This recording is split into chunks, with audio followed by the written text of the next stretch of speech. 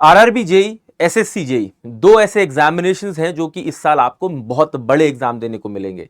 RRB JE का 2024 का notification और आरआरबी जेई जो 2025 में आपका होगा, ठीक है ना। अब इसमें क्या है कि आरआरबी जेई और देखिए एसएससी जेई दोनों में हमें अपनी प्रिपरेशन करनी है, क्योंकि दोनों में हमें देने का मौका मिलने वाला है। डिप्लोमा वाले बच्चे भी अलाउड हैं, बीटेक वाले बच्चे भी अलाउड हैं, तो दोनों ही बच्चों को बराबरी का मौका मिलेगा। अब ध्यान देने की बात यह है कि अगर हम दोनों एग्जाम के लिए प्रिपेयर करते हैं तो दोनों के लिए क्या सिलेबस सेम है या कुछ अलग है, ठीक है ना। क्या मैं दोनों की तैयारी एक साथ कर सकता हूं, ऐसे कुछ सवाल हमारे दिमाग में आते हैं। किसका सिलेबस बड़ा है, किसमें क्या अलग है, ये सारी बातें हमें पता होनी चाहिए। देखिए कुछ भी कहने से पहले मैं आपको बता देता हूं कि आरआरबी जेई का सिलेबस जो है वो एसएससी जेई के सिलेबस से बड़ा है, ठीक है ना। अब वो कैसे है, एग्जाम का पैटर्न भी कंपेयर कर लेते हैं और साथ के साथ ये भी कंपेयर कर लेते हैं कि भाई आपका आरआरबी का सिलेबस और एसएससी का सिलेबस क्या है। देखिए अगर मैं सबसे पहले बात करता हूं, ठीक है ना, एसएससी जेई का सिलेबस दिखाने के साथ। देखिए एसएससी जेई का जो सिलेबस है वो ये कहता है कि जो पेपर 1 आपका एसएससी, क्योंकि दोनों में दो पेपर होते हैं, आरआरबी में भी एसएससी में भी। एसएससी में जो पेपर 1 होता है उसमें नॉन टेक्निकल 100 नंबर की आती है और टेक्निकल 100 नंबर की आती है, ठीक है ना। दोनों 100 नंबर की आती है। तो मैं यहां पे साथ साथ लिखते हुए भी चलूंगा ताकि आपको थोड़ा सा आसानी रहे। एसएससी जेई 2025 में और आरआरबी जेई 2024, ठीक है ना, इन दोनों का ही आपका सिलेबस अब आपको देखना पड़ेगा। तो जो पेपर 1 है, ठीक है ना, इसमें नॉन-टेक जो है ये 100 नंबर की आएगी, जिसमें आपकी एक रीजनिंग होगी और एक जीके होगी, ठीक है ना। और यहां पर फिर टेक्निकल भी आएगा आपका 100 नंबर का, टोटल बनेंगे 200 सवाल, ठीक है ना। 2 घंटे का पेपर होता है ये। लेकिन आपका आरआरबी में ऐसा नहीं होगा। आरआरबी में जो पेपर 1 होगा उसमें प्योर नॉन टेक है, सिर्फ और सिर्फ नॉन टेक, और 100 सवाल पूरे के पूरे नॉन टेक के ही होंगे। 90 मिनट्स यानी कि आप कह सकते हैं 1.5 आवर्स का पेपर होगा। दोनों ही पेपर्स में नेगेटिव मार्किंग होगी। अब ध्यान देने की बात यह है कि कैसे ये नॉन-टेक का सिलेबस अलग है। क्या अगर अलग है तो स्ट्रैटेजी उस हिसाब से बनाई जाए, अगर सेम है तो उस हिसाब से बना लेते हैं। देखिए आरआरबी जेई का अगर आप देखेंगे, ये देखिए आरआरबी जेई में मैथमेटिक्स 30 नंबर की आएगी, फिर जनरल रीजनिंग भी 25 नंबर की आएगी, जनरल अवेयरनेस भी 15 नंबर की आएगी, जनरल साइंस भी 30 नंबर की आएगी। लेकिन अगर आप ध्यान दें एसएससी जेई में, तो एसएससी जेई में जनरल अवेयरनेस और जनरल साइंस के 50 नंबर के सवाल होते हैं, रीजनिंग के भी 50 नंबर के सवाल होते हैं, लेकिन मैथमेटिक्स यानी कि एप्टीट्यूड नहीं पूछा जाता आपसे एसएससी जेई में, लेकिन आरआरबी जेई में पूछा जाता है। तो आरआरबी जेई के अंदर अगर आप देखें तो ये मैथमेटिक्स वाला पोर्शन जो है एक अलग आ जाता है, जो कि 30 नंबर का एक एक्स्ट्रा पार्ट है। तो अगर आप आरआरबी और एसएससी दोनों के लिए प्रिपेयर कर रहे हैं, ठीक है, तो मैथमेटिक्स पर भी ध्यान देंगे अलग से, सो दैट ये आरआरबी में भी आप अच्छा कर पाए, ठीक है ना। अब लेकिन एसएससी के अंदर क्या है कि भैया ये पार्ट तो आ रहा है, लेकिन उसके साथ साथ 100 नंबर का टेक्निकल पार्ट भी आएगा भाई, ठीक है ना। 100 नंबर का ये टेक्निकल सिविल इंजीनियरिंग या मैकेनिकल या इलेक्ट्रिकल इंजीनियरिंग, जिसका भी हिसाब पेपर में जा रहे हैं देने के लिए, क्योंकि यहां पे टोटल 200 सवाल हैं, ठीक है ना। तो सीबीटी 1 ऐसे अलग हो जाता है आरआरबी का और एसएससी का कि आरआरबी में प्योर नॉन टेक का पेपर आता है, लेकिन एसएससी के अंदर नॉन टेक और टेक दोनों का आता है, ठीक है ना। अगर देखा जाए तो नॉन टेक्निकल पार्ट जो कॉमन बैठता है उसमें से एक पार्ट एक्स्ट्रा है, वो है मैथमेटिक्स इन आरआरबी, ठीक है ना। मैथ्स आपसे एक्स्ट्रा पूछी जाती है इसके कंपैरिजन में, ठीक है। एक चीज ये हो गई, ठीक। अब इसके बाद मान लेते हैं कि आपने अपनी स्ट्रैटेजी इसके हिसाब से बिल्ड कर ली कि पेपर 1 में मैं ऐसे पढ़ूंगा, पेपर 2 में ऐसे, पेपर 1 के लिए एसएससी और आरआरबी जेई के लिए ऐसे पढ़ूंगा कि टेक भी पढ़ता रहता हूं, नॉन टेक भी पढ़ता रहता हूं, और एक मैथ सब्जेक्ट अलग से एक्स्ट्रा पढ़ लूंगा, तो मैं दोनों का पेपर दे सकता हूं, एसएससी का भी और आरआरबी का भी, क्योंकि मेरी प्रिपरेशन पूरी रहेगी। लेकिन जो एसएससी के लिए प्रिपेयर कर रहा है उसने टेक पार्ट जो यहां पर प्रिपेयर किया, जो कि आरआरबी के पेपर 1 में काम नहीं आया, लेकिन आरआरबी जेई के पेपर 2 में तो काम आएगा ना। क्योंकि एसएससी का जो पेपर 2 है, एसएससी जेई का जो पेपर 2 है या सीबीटी 2 का पेपर आप कह सकते हैं, यह भी एमसीक्यू होता है। पहली बात, इसमें भी 100 सवाल आते हैं।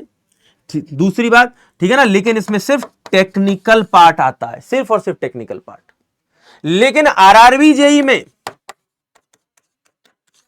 ठीक है ना, पेपर 2 में नॉन टेक भी आता है और टेक भी आता है, तो मतलब उल्टा हो गया है। इसमें 100 सवाल टेक के आते हैं और 50 सवाल नॉन टेक के आते हैं, बनते हैं टोटल 150 सवाल।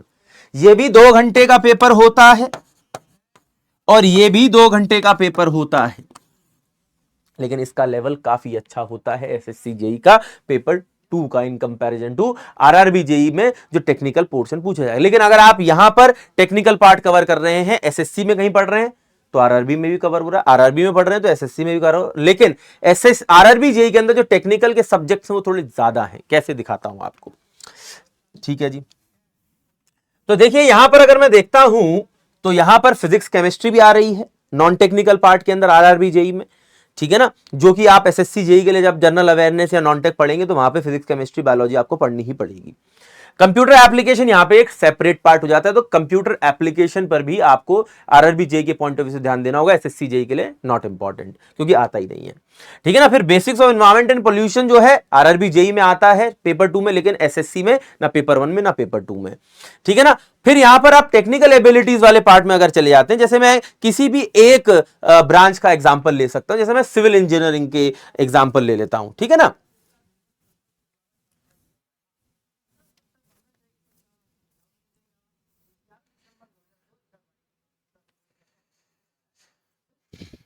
तो देखिए नोटिफिकेशन में एक अच्छी बात ये होती है कि पूरा का पूरा सिलेबस हमको दिया गया होता है।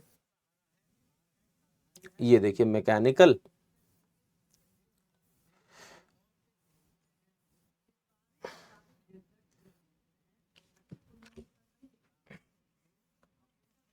तो सिविल का एक पार्ट और आपको दिखा दिया जाए जिससे कि आप आइडिया लगा लेंगे कि कैसे सिलेबस टेक्निकल का अलग है।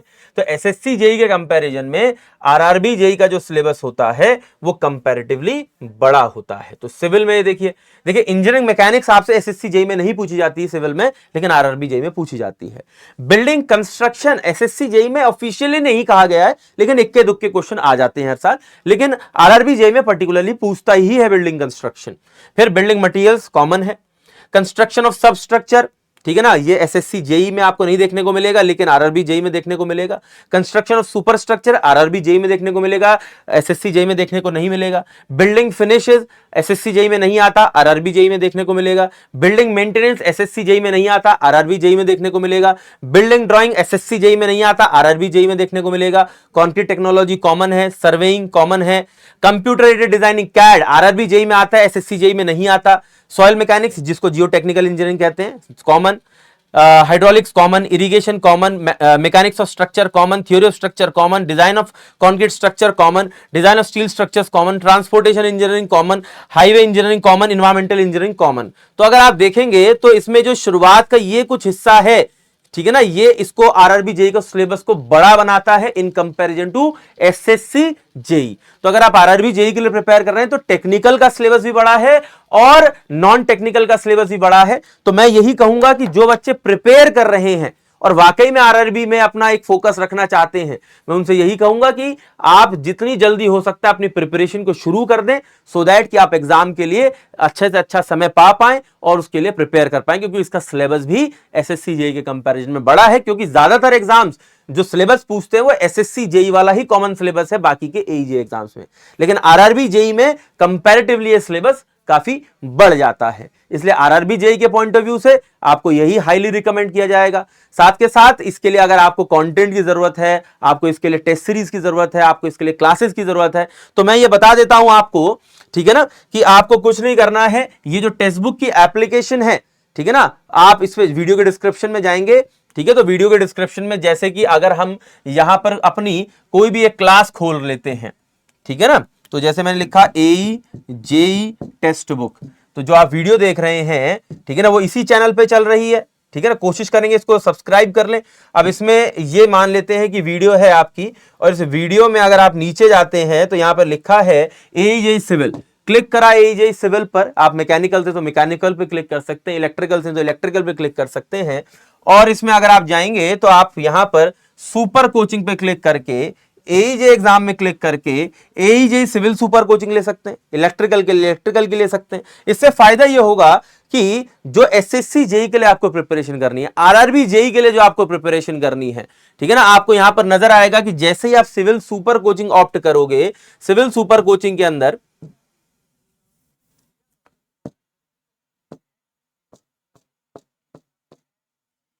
सुपर कोचिंग AJE एग्जाम ये आ गया, ठीक है ना।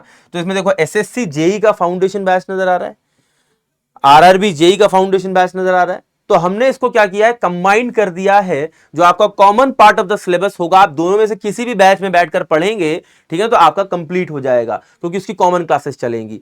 लेकिन उसके साथ साथ आपको एक फायदा और भी मिलेगा, जो एक्स्ट्रा क्लासेस आपको रिक्वायर्ड है RRB JEE के लिए, वो साथ साथ, जैसे आप RRB JEE क्लास में बैठ जाएंगे और आप RRB JEE में पढ़ रहे हैं, तो सारा सिलेबस आपका SSC JEE का भी पूरा हो जाएगा और RRB JEE का भी हो जाएगा, क्योंकि RRB JEE में बड़ा सिलेबस है कंपैरेटिवली। लेकिन अगर आप SSC JEE में बैठकर पढ़ते हैं तो RRB JEE का सिलेबस पूरा नहीं होगा, क्योंकि SSC JEE में उतना सिलेबस है ही नहीं। इसलिए रिकमेंड रहेगा कि आप RRB JEE की क्लास में बैठकर पढ़े, ठीक है ना। ध्यान देने की बात यह है कि जो हम इसमें नॉन टेक्निकल भी कवर कर रहे हैं, SSC का भी और किसका, RRB का भी, और साथ के साथ CBT 2 भी कवर कर रहे हैं। तो सुपर कोचिंग का ये फायदा है कि इसी के अंदर आपको टेस्ट सीरीज, इसी के अंदर नोट्स, इसी के साथ प्रीवियस ईयर क्वेश्चन बुक, ठीक है ना, जो कि आपको यहां नजर आ रही है, ठीक है ना। और ये सारी चीजें आपको मिल जाती हैं एक सिंगल सब्सक्रिप्शन में। हो सकता है आप UPSSC के लिए भी तैयारी कर रहे हो सकता है आप अन्य किसी AEJ एग्जाम के लिए तैयारी कर रहे हो, तो आपको ये क्लासेस यहां पर मिल जाएंगी। और इसका पूरा 6 महीने का सब्सक्रिप्शन आपको 4769 रुपीज में मिलता है विद बुक। और इसमें खास बात क्या है कि आप किसी भी एग्जाम की क्लास कर सकते हैं, किसी एक एग्जाम की, किसी मल्टीपल एग्जाम की करना चाहें। जैसे आप नेटफ्लिक्स पे कोई भी वेब सीरीज या कोई भी पिक्चर, आपके पास सब्सक्रिप्शन है तो देख सकते हो, सिंपल वैसे ही है यहां पर भी, ठीक है ना। तो ये हमने एजुकेशन का नेटफ्लिक्स बनाने की कोशिश की, और आप इस प्राइस को रिड्यूस भी कर सकते हो। यहां पर आपको क्या लिखना है, शुभम सर लिखना है, ठीक है ना। तो जैसे ही आप यहां पर शुभम सर लिखेंगे तो ये प्राइस कुछ रिड्यूस हो जाएगा and you get now at 4428 rupees. लेकिन मैं हाईली रिकमेंड करूंगा कि आप 1 साल का सब्सक्रिप्शन लें, क्योंकि प्रिपरेशन में हमें कंपैरेटिवली थोड़ा टाइम लग जाता है and the price difference is करीब करीब 6 महीने का सब्सक्रिप्शन इंक्रीज हो जाता है, 1000 रुपए जैसी कॉस्ट बढ़ती है, ठीक है ना। तो आप ये कोशिश करेंगे कि आप सब्सक्रिप्शन लेंगे और सब्सक्रिप्शन के माध्यम से आपको कुछ सोचने की जरूरत नहीं है कि मैं कितना पढ़ूं, कहां से पढ़ूं, नोट्स कहां से मिलेंगे, टेस्ट सीरीज कहां पे लगाऊंगा, ठीक है ना, क्वेश्चन कहां से करूंगा, वो सब आपको इस सब्सक्रिप्शन के अंदर मिलेगा। जो भी आपकी एग्जाम की नीड है, वो हर नीड आपकी इस सब्सक्रिप्शन से पूरी हो जाती है, चाहे वो नोट्स की हो, चाहे वो क्लासेस की हो, चाहे वो टेस्ट सीरीज की हो, चाहे वो नॉन टेक हो, चाहे वो टेक हो, everything covered in a single subscription for multiple exams. तो एक सब्सक्रिप्शन अनेक एग्जाम, ठीक है ना, एक कवरेज। तो आप बढ़िया तरीके से अपने प्रिपेयर करिए। आपको लगता है कि आपको जरूरत है तो आप ऑप्ट करिए। तरीका और इंफॉर्मेशन और डिफरेंस और सारी चीजें मैंने आपको बताई हैं। इसके बाद भी आपको लगता है कि कोई डाउट रह गया है तो आप वीडियो के नीचे कमेंट कर सकते हैं, अपने डाउट को लिख सकते हैं, हम कोशिश करेंगे कि आपकी उसमें मदद कर सकें। धन्यवाद।